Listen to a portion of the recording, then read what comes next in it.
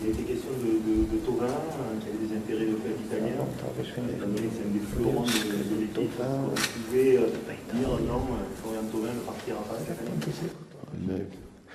C'est une question. Je vous confirme en tout cas qu'il ne faut pas tout lire sur la toile, ça c'est certain. Je commencerai par là et ensuite évidemment Flo est Marseillais et va le rester, bien sûr.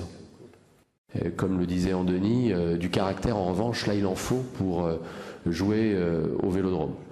Donc voilà, c'est quelqu'un qui a du caractère et on l'aime aussi pour ça. Maintenant je trouve qu'il a parfaitement bien répondu en disant que son jeu n'était pas un jeu d'agressivité excessive, son jeu ne consistait pas à faire mal ou à vouloir faire mal.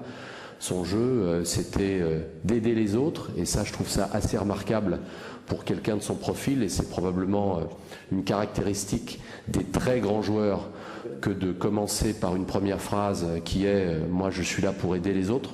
Je trouve que ça se souligne. Si en plus il le fait avec une culture de la gagne comme celle qu'il a démontrée tout au long de sa carrière, alors oui, je pense qu'on peut conclure qu'il a tout pour réussir à Marseille et il a tout pour réussir au Vélodrome avec nos supporters. Alors, ce que je peux vous dire là-dessus, simplement, c'est que les chiffres que j'ai vus dans la presse sont très éloignés de la réalité, n'ont même aucun rapport avec la réalité.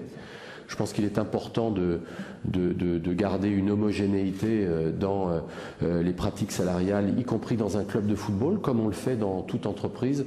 Ce qui est certain, c'est qu'il a la rémunération qu'il mérite. Et ça veut dire la rémunération d'un joueur qui a 30 ans, qui a gagné beaucoup de titres, qui a montré ses qualités sur le terrain. Mais voilà, les chiffres que j'ai vus circuler sont très éloignés de la réalité.